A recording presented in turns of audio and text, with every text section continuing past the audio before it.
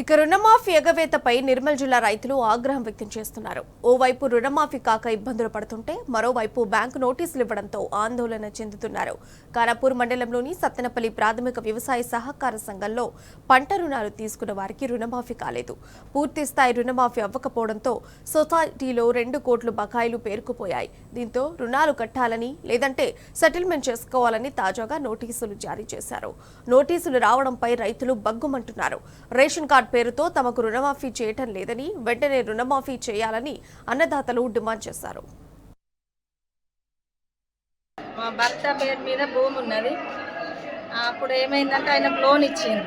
ఆయన దేశం పోయిన తర్వాత ఏం చేసిండ్రంటే వీళ్ళు బ్యాంకు వాళ్ళు, అమ్మకి ఆస్తుల భార్య పేరు వస్తుంది, నీ పేరు రాసి ఎంఆర్ఓ సంతకం పెట్టి నువ్వు తీసుకోవచ్చు అని చెప్పిన తర్వాత అట్లా ప్రతిసారి ఎంఆర్ఓది అది పాని తీసుకోకుండా బ్యాంకులు ఇచ్చుకుంటా రిన్వాల్వ్ చేసుకుంటూ వచ్చినాం.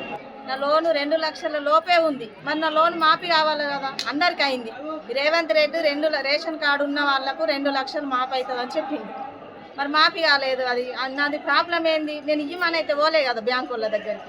భర్త భార్య ఒకటే కదా, వేరైతే కాదు కదా. వేరోళ్ళు తీసుకుంటే అది నువ్వు మాఫీ అయ్యకు. నువ్వు న్యాయం అనేది అందరికి ఒక తీరే వేయాలి. మా పరిస్థితి ఏంది? మాకు లోన్ మాఫీ కావాలా? ఎక్కడికి వెళ్ళి 2 లక్షల లోన్ ఉంది నా పేరు మీద. నా భర్త దేశం పోతాడు. మాది ఖానాపూర్ మండలం, రామరెడ్డిపల్లె, సత్తెనపల్లి గ్రామము. నాకు 2 లక్షల లోన్ మాఫీ కావాలని మేనేజర్ వచ్చిండు. మా మధ్య మేము 5,000కి ఎక్క కట్టమన్నాము. ఆయన 10,000 కట్టమంటుండు.